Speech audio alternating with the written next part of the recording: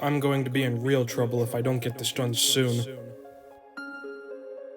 What am I even supposed to do for a topic like this? If only there was a way I could just do this without actually studying. Now I can't change it back. Can you help me out, man? Hey, no worries, man. You got a VIP pass. I'll give you everything I know. What am I waiting for?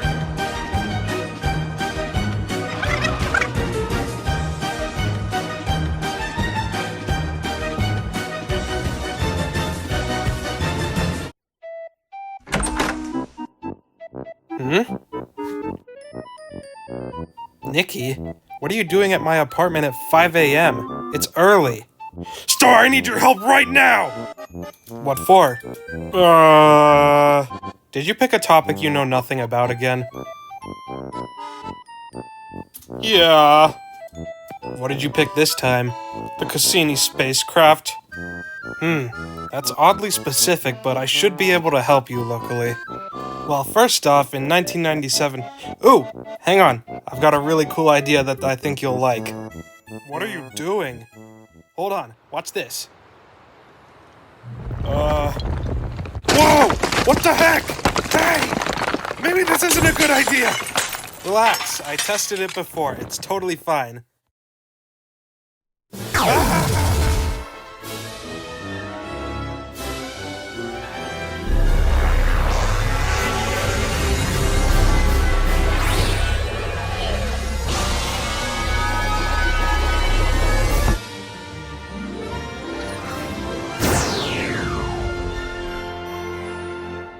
Now that we have the proper setup, the lesson can begin. Now, as I was saying before, Cassini is a spacecraft that NASA built to go on a voyage to Saturn. It came equipped with many tools to get the job done, and its sole purpose was to bring back research. And liftoff of the Cassini spacecraft on a billion-mile trek to Saturn. The spacecraft lifted off in October of 1997 to begin a 7-year voyage towards the ringed world.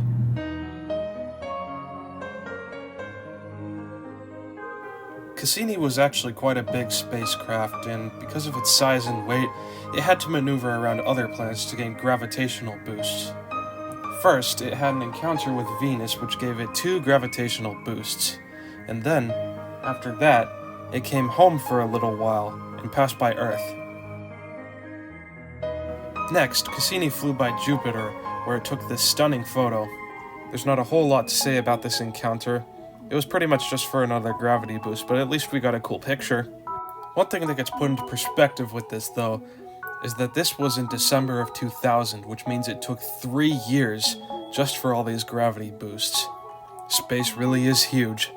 How'd we manage to get here in 12 seconds, then? It's imaginary. Don't question it.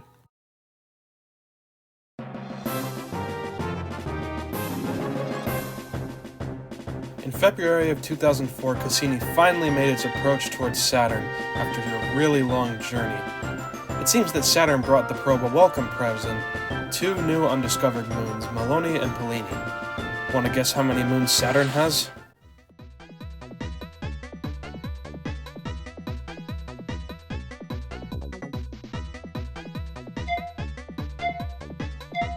Okay, let's see if you guessed right.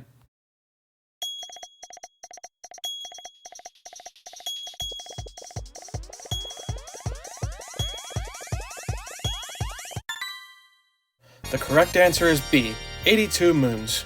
That was fun. Now let's get back to the lesson. A few months later, research began on Titan, Saturn's largest moon. You can see it outside the window right now. That thing? You can hardly see it, though. Yeah, it's covered in a thick haze, which makes it impossible to see the surface. However, when Cassini flew within 750 miles of that moon, liquid was evident. This was a big deal and would open the path to future discoveries. So what did they do next? Well, Nicky, in December of 2004, Cassini launched a small passenger destined for Titan. It was a little probe named Huygens that would start a 3-week journey to the surface.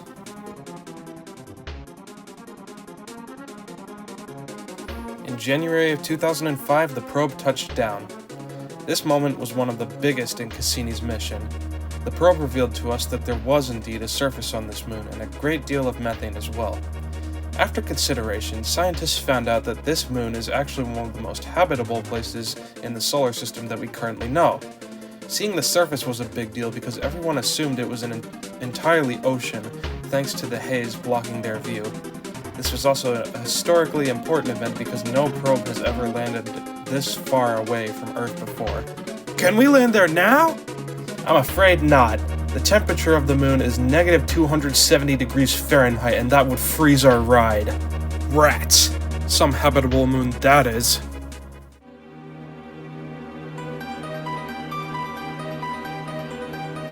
While Huygens was gathering info about Titan, Cassini had a brief encounter with a strange moon, Iapetus. What kind of name is Iapetus? You don't want to hear some of the other ones. This moon is strange due to the fact that it has something called an equatorial ridge. No one is sure how it formed, but scientists assume that it had rings millions of years ago that collapsed in. The next moon was Enceladus, which could be quite dangerous when you think about it. This moon appears to be very damaged and has what people call tiger stripes. On its surface, there are water jets shooting out. What do you think is causing these water jets?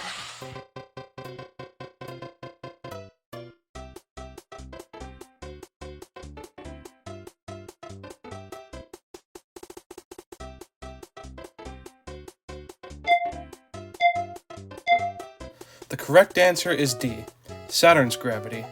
It is said that this moon is spouting water because Saturn's gravity keeps pulling and pushing this moon, stretching and compressing it, which is what causes the water to come out.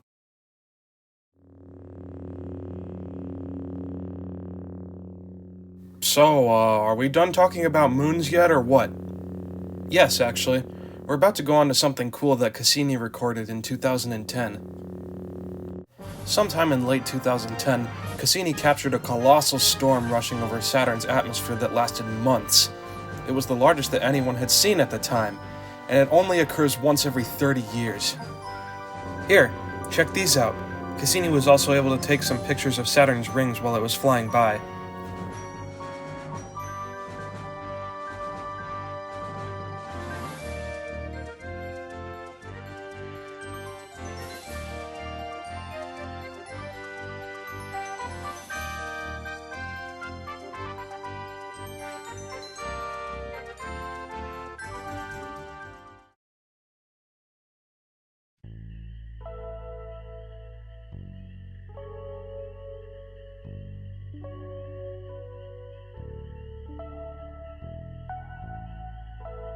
What's the matter, Nicky? Oh, I don't know. I guess I kinda just missed Earth already. Oh, that kinda reminds me. There's a special photo that Cassini took in July of 2013. Take a look at this picture. See anything special? Look at the shining blue dot somewhere around the right side of the screen. That's Earth, about 898 million miles away.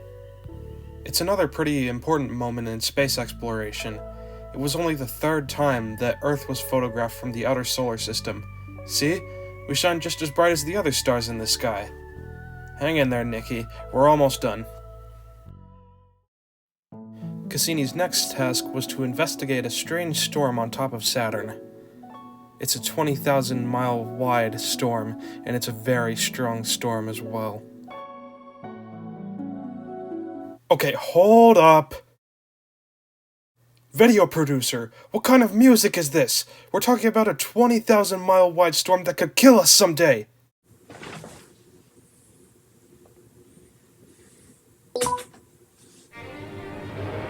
Now that's more like it. Okay, before you get ahead of yourself, let's just do another trivia time real quick. What shape is the storm on Saturn?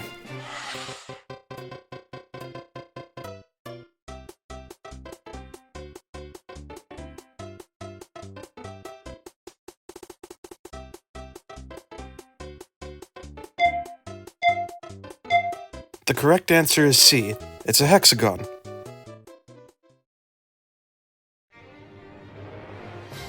This is Saturn's hexagon storm. Like mentioned earlier, it's 20,000 miles wide, which is big enough to fit 2 Earths inside. and it's a hexagon. Cassini was able to take some great shots of the storm. This is like Saturn's equivalent of Jupiter's Great Red Spot. It's essentially a hurricane that never ends.